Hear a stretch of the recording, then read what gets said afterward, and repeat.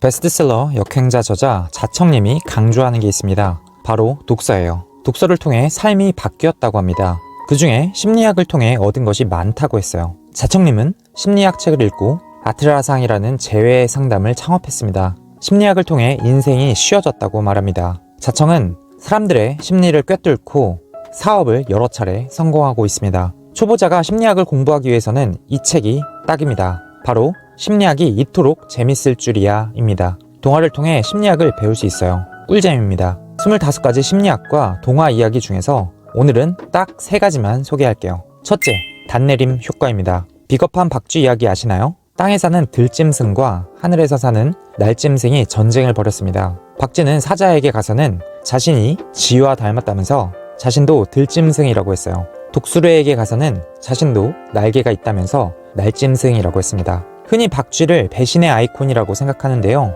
우리가 주목해야 할 점은 박쥐의 설득 기술입니다. 박쥐는 자신의 모습을 이야기하면서 자신에 관한 특정 정보를 미리 일러줘요.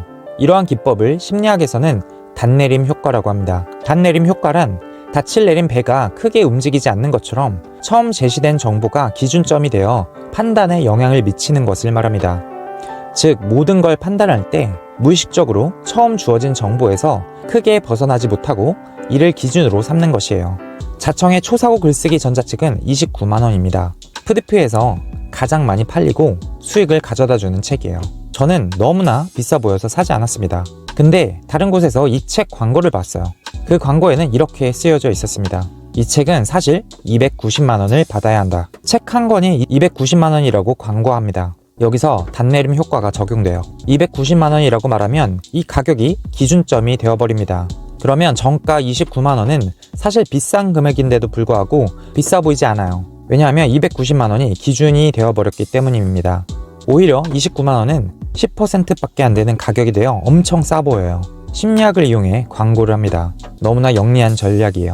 단내림 효과는 정치에도 적용됩니다. 어떤 정치인이 복지 정책을 내세우면서 무상교육, 무상급식을 슬로건으로 내세웠다고 가정해 볼게요. 유권자들은 이것이 현실적으로 불가능하다고 생각하면서도 이 슬로건에 정신적으로 닻을 내리게 됩니다. 즉, 이 정치인은 복지에 힘쓰는 사람으로 인상이 형성될 거예요. 단내림 효과에 당하지 않으려면 판단의 근거가 되는 정보를 맹신하면 안 됩니다. 내가 가진 정보가 올바른지 다시 한번 생각하고 다른 관점은 없는지 고민해야 해요. 그래야만 판단의 정확도를 높일 수 있습니다. 자청의 책이 진짜 290만 원의 가치가 있는지 생각해 봐야 해요. 다른 글쓰기, 사고책과 다른 점이 무엇인지 비교해 봐야 합니다. 후기를 통해서 이 책을 산 사람들이 무엇을 얻었는지 살펴보는 것도 좋습니다. 무엇보다도 단내림 효과가 있다는 사실을 인지하는 것이 시작이 될 수 있겠죠. 둘째, 착각적 상관입니다. 새벽 닭과 일꾼 이야기를 생각해 봅시다. 게으른 일꾼은 더 자고 싶은데 수탉이 울어서 새벽이 찾아왔다고 생각합니다. 그래서 수탉을 죽이면 새벽이 오지 않겠다고 생각해요. 하지만 닭 목을 비틀어도 새벽은 찾아옵니다. 이렇듯 별개의 두 사건이 아무런 관련이 없을지라도 두 사건 사이에 상관관계가 있다고 착각하는 것을 심리학에서는 착각적 상관이라고 합니다. 그럼 우리는 아무 관계가 없는 사건이 왜 연결되었다고 착각하는 걸까요? 착각적 상관은 인간의 통제감에서 기인합니다. 우리는 상황을 통제하고 싶어 해요. 윷놀이를 할 때 뭐 나와라 이야기하면서 윷을 던집니다. 뭐가 나오면 이길 수 있기 때문이죠. 우리는 사소한 행동에서조차 상황을 통제하고 싶어 합니다. 징크스도 하나의 착각적 상관입니다. 우리는 시험을 보기 전에는 미역국을 먹지 않습니다. 미역처럼 미끄러지지 않기 위해서예요. 하지만 미역국에는 영양이 많기 때문에 오히려 시험 보기 전에 추천하는 음식이에요. 서장훈 선수는 선수 시절에 시합에서 진 유니폼을 다시는 입지 않았다고 해요. 유니폼과 경기 결과는 전혀 상관이 없는데 말입니다. 이기고 싶고 상황을 통제하고 싶은 열망이 징크스로 이어진 겁니다. 그럼 우리는 어떻게 해야 할까요? 불안한 마음을 다스리는 방법은 무엇일까요? 착각적 상관을 역으로 이용하면 불안을 다스리는 데 도움이 됩니다. 자꾸만 불행이 겹친다는 느낌이 들 때 나는 정말 운 없게 태어났나 봐 라며 신세한탄을 하지 말아야 해요. 그건 나의 착각적 상관일 뿐이야 라고 생각해야 해요. 즉, 서로 관련 없는 일들을 엮어서 내가 의미 부여를 하는 것 뿐이라고 다독여야 합니다. 서장훈 선수라면 유니폼과 경기 결과가 전혀 상관이 없다는 사실을 인지해야 합니다. 착각적 상관일 뿐이라고 생각해야 해요. 관련 없는 일을 연결시키지 말자고 스스로를 다독여야 합니다. 여러분도 징크스가 있다면 착각적 상관이라고 생각해 보세요. 셋째, 합리화입니다.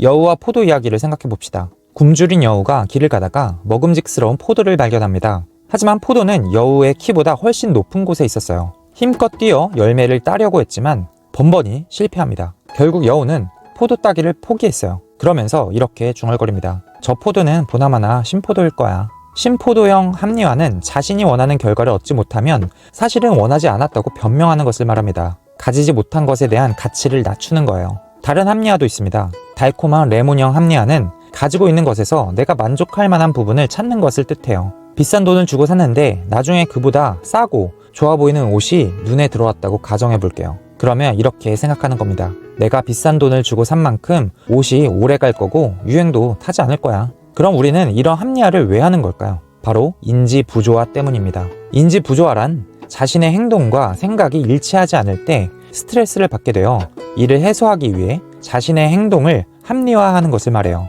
지구 종말을 기다리던 사이비 종교단체가 있었습니다. 교주가 말하길 12월 21일에 큰 홍수가 나서 지구가 멸망한대요.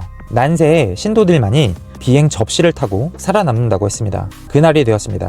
인류 심판이 오기를 기다렸어요. 하지만 아무 일도 일어나지 않았습니다. 교주는 신도들의 믿음 덕분에 전 세계가 구원받았다고 말을 바꿉니다. 보통 이런 상황을 겪으면 교주를 비웃으면서 사기꾼으로 몰아갈 겁니다. 하지만 놀랍게도 신도들은 교주의 말을 믿었어요. 신도들은 왜 다시 교주를 믿었을까요? 교주는 사기꾼이라는 사실을 받아들이면 그동안 믿어왔던 행동 사이에서 인지 부조화가 생깁니다. 게다가 그동안 자신이 교주에게 바쳤던 재산이나 버린 가족, 직장, 친구들을 생각한다면 더욱더 큰 인지 부조화가 발생하게 돼요. 그래서 예언이 이루어지지 않자 자신의 신념을 독실하게 다지는 방향으로 인지 부조화를 해결한 겁니다. 인지 부조화는 우리 일상에서도 쉽게 볼 수 있습니다.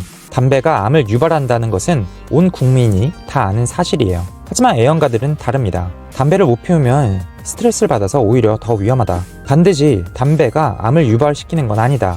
등의 말을 하며 자신의 흡연 행동을 정당화하려고 해요. 이 역시 인지 부조화에 의한 행동이라고 볼 수 있습니다. 여우는 맛있어 보이는 포도를 얻는데 실패하자 저 포도는 신포도일 거야 라며 애초에 생각을 바꿔요. 이처럼 사람들이 인지 부조화를 하는 이유는 받아들이기 힘든 상황을 조금 더 편하게 받아들이기 위한 노력입니다. 그렇게 하면 자신의 마음이 편해지기 때문이에요. 자청의 유튜브 영상을 보면서 자신의 현실과 자청의 현실이 비교가 됩니다. 나는 월급 300만 원을 받는데 자청은 월 3억을 받는 모습에 인지 부조화가 생겨요. 올바른 행동은 자청처럼 책을 읽고 노력하고 하루하루 더 성장하는 사람이 되어야 합니다. 하지만 몇몇은 스스로를 합리화합니다. 자청은 사기꾼이야 라고 생각하는 거예요. 자청의 성과를 인정하지 않는 겁니다. 인지 부조화는 스트레스를 유발하거든요. 합리화를 하면 마음은 편하지만 자신의 행동은 전혀 바뀌지 않습니다. 정리해볼까요? 단내림 효과는 처음 제시된 정보가 기준점이 되어서 판단에 영향을 미치는 것을 말합니다. 다른 사람을 설득하는 과정에서 단내림 효과를 쓸 수 있습니다. 별개의 두 사건이 아무런 관련이 없는데도 사건 사이에 상관관계가 있다고 착각하는 것을 착각적 상관이라고 합니다. 착각적 상관은 인간의 통제감에서 기인합니다. 신포도형 합리화는 자신이 원하는 결과를 얻지 못하면 사실은 원하지 않았다고 변명하는 것을 말합니다. 합리화는 인지 부조화 때문에 일어납니다. 인지 부조화란 자신의 행동과 생각이 일치하지 않을 때 스트레스를 받게 되어 이를 해소하기 위해 자신의 행동을 합리화하는 것을 말해요. 오늘은 인생을 쉽게 만들어주는 심리학 3가지를 말씀드렸습니다. 이 3가지로 인생을 쉽게 살아가는 사기 캐릭터로 거듭나시길 바랍니다. 지금까지 책은 동사다였습니다. 구독과 좋아요는 큰 힘이 됩니다. 감사합니다.